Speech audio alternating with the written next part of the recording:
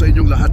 Ako'y naritong muli upang talakayin ang isang paboritong pagkain ng maraming tao, ang pork kidney o tadya. Mahilig tayo sa masustansya at masarap na pagkain, ngunit alam nyo ba na meron ding mga kasabihan ukol dito na nagtuturo sa atin ng tamang paraan sa pagkain nito? Sama-sama nating alamin ang mga benepisyo, panganib at mga paalala upang maging mas responsable tayo sa ating kinakain. Simulan natin sa mga kasabihan. Ang tadya ay may dala, ingatan sa kinain, masarap kung tama ang sukat. Ibig sabihin, ang pork kidney ay isang masarap na pagkain na dapat ay ating kainin nang may tamang sukat at pag-iingat.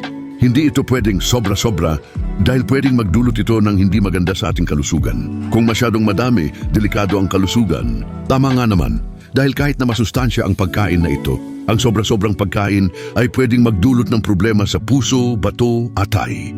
Ngayon, alamin natin ang mga benepisyo. Ang pork kidney ay isang magandang source ng protina na tumutulong sa pagpapatibay ng ating mga kalamnan at tissues.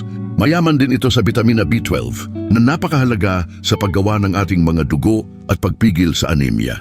Bukod dito, nakakatulong din ito sa pagpapalakas ng ating immune system, pero hindi ito ligtas kung sobra-sobra ang pagkain.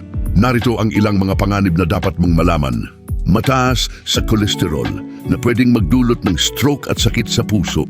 Pwedeng magdulot ng sakit sa bato kung hindi maingat na kinain o hindi malinis na pagkain. Pwedeng magdulot ng allergic reaction sa iba. Kaya narito ang ilang mahahalagang paalala. Siguraduhing malinis ang pork kidney bago lutuin at ibabad sa tubig ng ilang minuto para maalis ang amoy at dumi. Huwag kalimutan ang tamang pagluluto. Siguraduhing lutuing maigi upang maiwasan ang food poisoning. Kumain ng tama at huwag mag-overindulge, lalo na kung may mga health condition tulad ng diabetes o problema sa bato.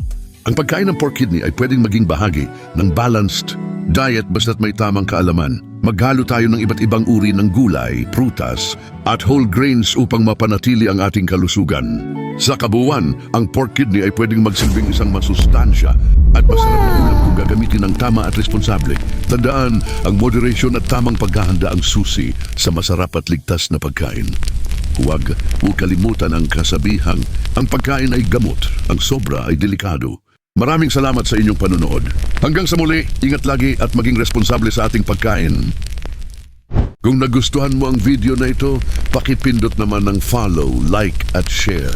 Mag-comment ka na rin ng iyong opinion. Hanggang sa muli, paalam sa inyong lahat.